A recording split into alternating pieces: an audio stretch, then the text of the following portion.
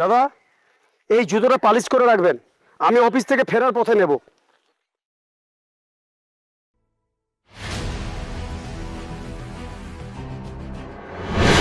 বাবা মা তার সন্তানদের অনেক আশা নিয়ে মানুষ করে তোলে, আর তুই সেই বাবা মাকে তোয়াক্কা না করে এক নিমিষে তাদের স্বপ্নকে তুই একেবারে ভেঙে চুরমার করে দিলি। আমি নিরুপায় ছিলাম বাবা, তুমি আমাকে ক্ষমা করে দাও।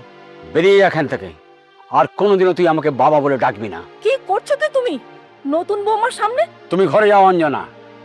দেখো, ও হয়তো একটা ভুল করেছে, তাই বলে ও এ বাড়িতে থাকবে না, এটা হচ্ছে আমার শেষ কথা। কি হলো, দাঁড়িয়ে আছিস কেন? যা এখান থেকে।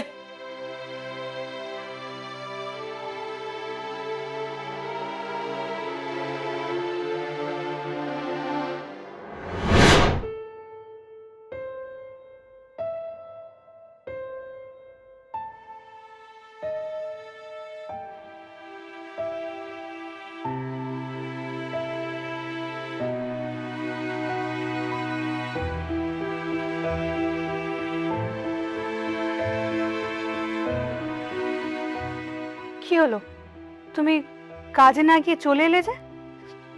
কাজে যেতে ভালো লাগছিল। জানো তো, তুমি বেরিয়ে যাওয়ার পর বাড়িওয়ালা এসেছিল ভাড়া চাইতে। জানো স্বপ্ন, আজ বাবার সাথে দেখা হয়েছিল। কি? বাবার সাথে? কোথায়? বাবার রাস্তার ধারে বসে জুতো পালিশ করছে।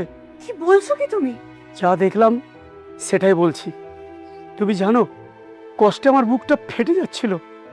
তাহলে তো আমাদের কিছু একটা করা দরকার। বাবা মায়ের এই দুর্দিনে কি করব কিছু ভেবে পাচ্ছি না। আর এতে ভাবার কি আছে? জুতোর জন্য ওর অফিসে যেতে কত কষ্ট হচ্ছে জানো? তুমি জুতো জোড়া ওর বাড়িতে গিয়ে দিয়ে এসো। আমি ওর বাড়ি চিনি না অঞ্জনা, তাছাড়া আমি ওর বাড়িতে যেতে পারবো না। আমি তো এই জন্য তোমাকে বারবার বারণ করেছিলাম, এসব কাজ তুমি অন্য শহরে গিয়ে করো, যাতে আকাশ জানতে না পারে। অন্য শহরে গিয়েই তো করছি, ওখানেও যে ও পৌঁছে যাবে আমি কি করে জানবো? আমি গিয়ে দিয়ে আসবো ওর বাড়িতে। না না, তোমাকে যেতে হবে না, আমি দেখছি কি করা যায়।